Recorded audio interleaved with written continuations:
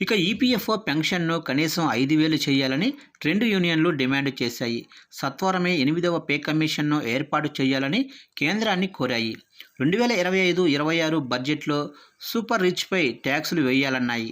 ఈ మేరకు సోమవారం కేంద్ర ఆర్థిక మంత్రి నిర్మలా సీతారామన్తో జరిగిన బడ్జెట్ సన్నాహక సమావేశంలో పాల్గొన్న 2 యూనియన్ ప్రతినిధులు పలు డిమాండ్లను కేంద్రం ముందుంచాయి. ఆదాయ పన్ను మినహాయింపు పరిమితిని 10 లక్షలు చేయాలని కేంద్రాన్ని 2 యూనియన్లు కోరాయి. ఇక కింగ్ వర్కర్లకు సామాజిక భద్రత కల్పించాలని విజ్ఞప్తి చేశాయి. ప్రభుత్వ ఉద్యోగులకు పాత పెన్షన్ విధానాన్ని పునరుద్ధరించాలని కోరాయి. సమావేశం అనంతరం యూనియన్ ప్రతినిధులు ఇదే విషయమై మీడియాతో మాట్లాడారు.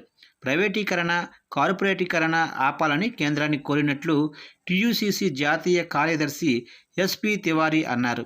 ఈసారి బడ్జెట్లో సూపర్ రిచ్పై 2% అదనంగా ట్యాక్స్ వేసి అసంఘటిత రంగ కార్మికుల సంక్షేమానికి ఆ మొత్తాన్ని వినియోగించాలని కోరారు. ఇక వ్యవసాయ కార్మికులకు సైతం సామాజిక భద్రత కల్పించాలని, వారికి కనీస వేతనాలు కల్పించాలన్నారు.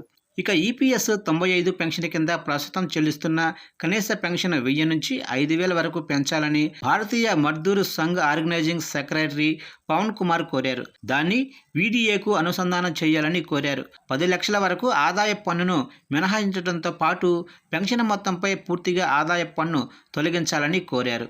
ఇక 7వ వేతన కమిషన్ ఏర్పాటు చేసి 10 ఏళ్లు దాటిపోయిందని, 8వ వేతన కమిషన్ సత్వరమే ఏర్పాటు చేయాలని సిఐటియు జాతీయ కార్యదర్శి స్వదేశ్ దేవరాయ్ పేర్కొన్నారు.